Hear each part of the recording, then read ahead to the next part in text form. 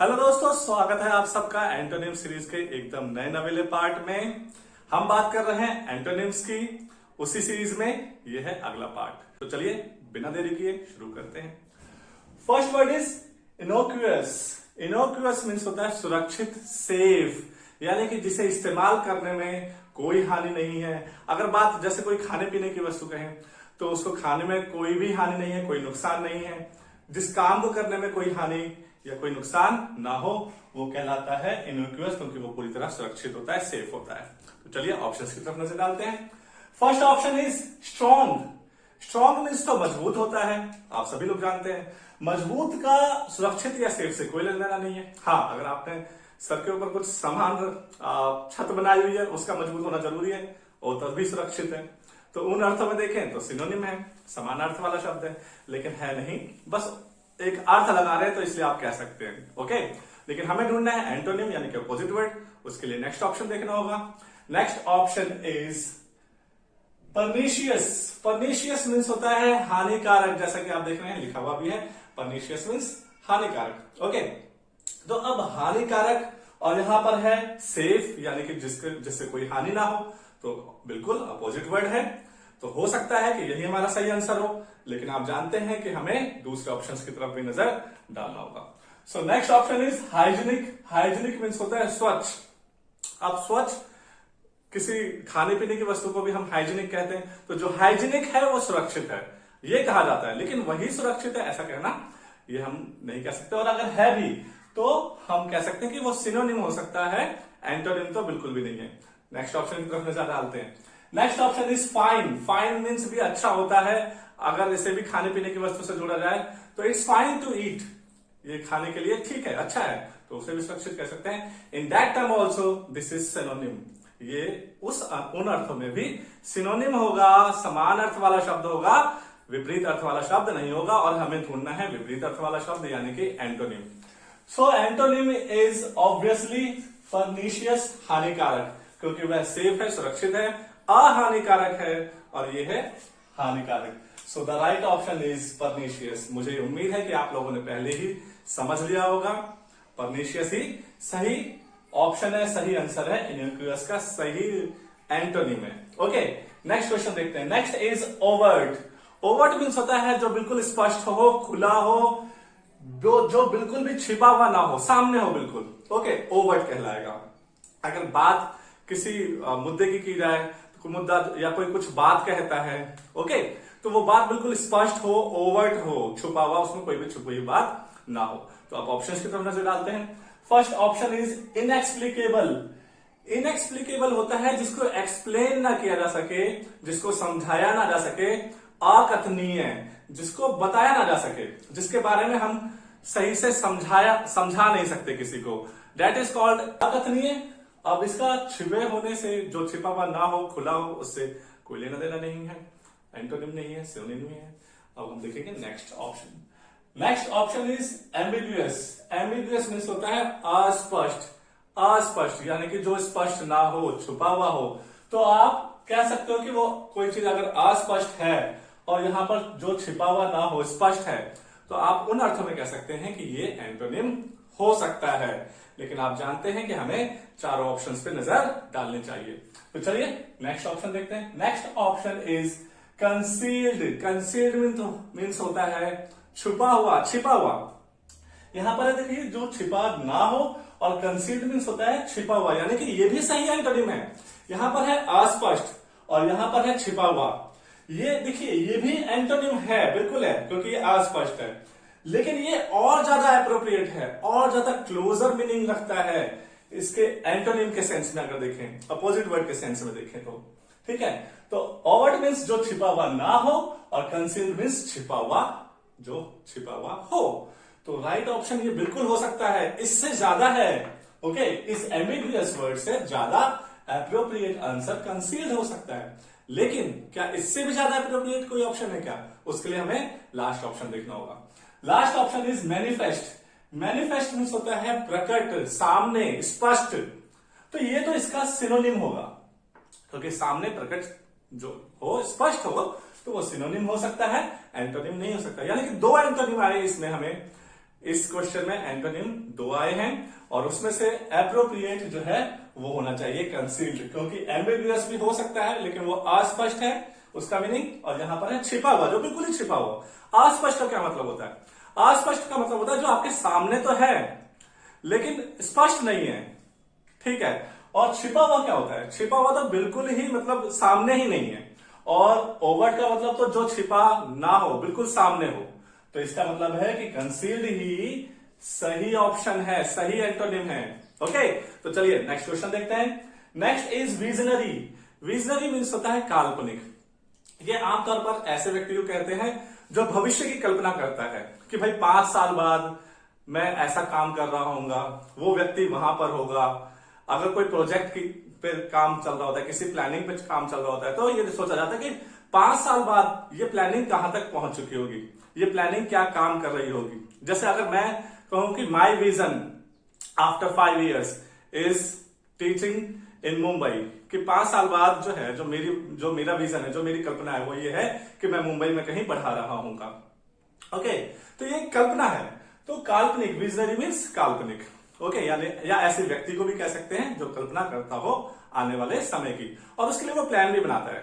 Okay, ये कोरी कल्पना नहीं होगी, लेकिन फिलहाल हम सिर्फ कल्पना की बात करते हैं, काल्पनिक। ऑप्शन पे नजर डालते हैं। First option is far sighted. Far sighted means होता है दूरदर्शी। देखिए, ये व्यक्ति भी कल्पना करता है, हालांकि ये कल्पना से थोड़ा आगे है। दूरदर्शी होता है वो व्यक्ति जो भविष्य के बारे में सोच लेता है, मतलब उसको पता होता है कि आगे क्या होने वाला है।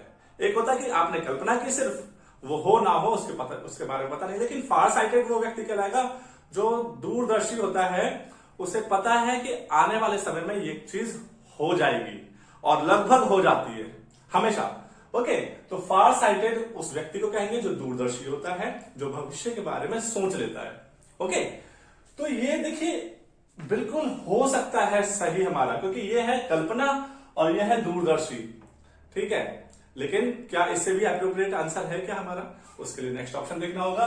Next option is पाइटी। पाइटी मीन्स होता है शील व्यक्ति, नम्र व्यक्ति, पोलाइट व्यक्ति, जो बहुत शांत हो, दूसरों से नम्रता से, प्यार से, शांति से बात करने वाला हो। ओके, तो नम्र व्यक्ति का कल्पना से कोई लेना देना नहीं है, ये ना तो एंटोनिम है ना सिनोनिम है।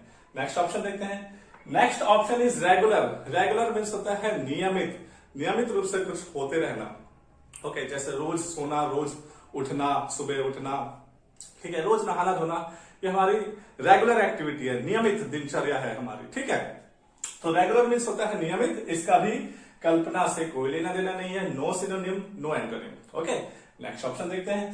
Next option is pragmatist. Pragmatist means होता है व्यवहारिक। प्रेगमेटिस्ट मीन्स होता है व्यवहारिक। अब यहां पर वो व्यक्ति जो आने वाले समय की कल्पना कर रहा होता है, और यहां पर वो व्यक्ति जो व्यवहारिक है, ठीक है, जो प्रैक्टिकल है, वो जो देख रहा है कि भाई इस प्लान को अगर हम बना रहे हैं तो ये अभी क्या काम कर रहा है, बस उन थ्योरीज पे वो चलता है, उस प्रैक्टिकलिटी पे वो चलता है। वो आगे क्या हो जाएगा, ये प्लान कितना काम करेगा नहीं करेगा, इस पर विचार नहीं करता, तो ये व्यवहारिक है। देखिए, अब ये भी हमारा बिल्कुल सही ऑप्शन, सही एंटोनिम हो सकता है प्रेगमेटिस्ट। तो हमारे पास यहां पर 2 ऑप्शन है जिनके बीच हम कंफ्यूज हो सकते हैं। पहला है फारसाइटेड, दूरदर्शी।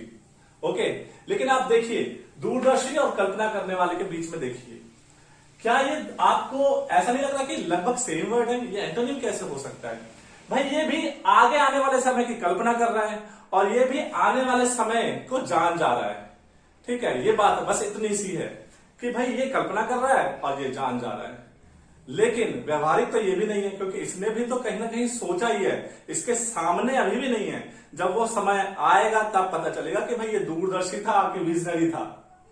ओके भाई, जब वो घटना घटेगी तब तो पता चलेगा कि भाई वो विजनरी है, कि वो उसकी सिर्फ पूरी कल्पना थी, कि वो फार साइटेड है, कि वो वाकई दूरदर्शी है, उसने पहले ही सोच लिया था कि भाई ऐसा होगा और ऐसा हो गया। तो भाई ये एंटोनिम तो नहीं हो सकते। तो एंटोनिम वही होगा प्रेगमेटिस्ट, व्यवहारिक, जो आज के तथ्यों को देख रहा है और उस पर कैसा काम हो रहा है उन्हीं पर विचार कर रहा है, वो कोई कल्पना नहीं कर रहा। So the right option is obviously pragmatist. तो विजनरी का अपोजिट वर्ड होगा प्रेग्नेटिस्ट। ओके, नेक्स्ट देखते हैं। Next is penurious. Penurious means होता है दरिद्र व्यक्ति, बहुत दरिद्र मीन्स बहुत गरीब। ठीक है, एक होता है गरीब और एक बहुत दरिद्र, बहुत गरीब जिसे हम दरिद्र भी बोलते हैं। ओके, तो अब ऑप्शंस की तरफ नजर डालते हैं। First option is opulent. Opulent means होता है धनी, धनी व्यक्ति, अमीर।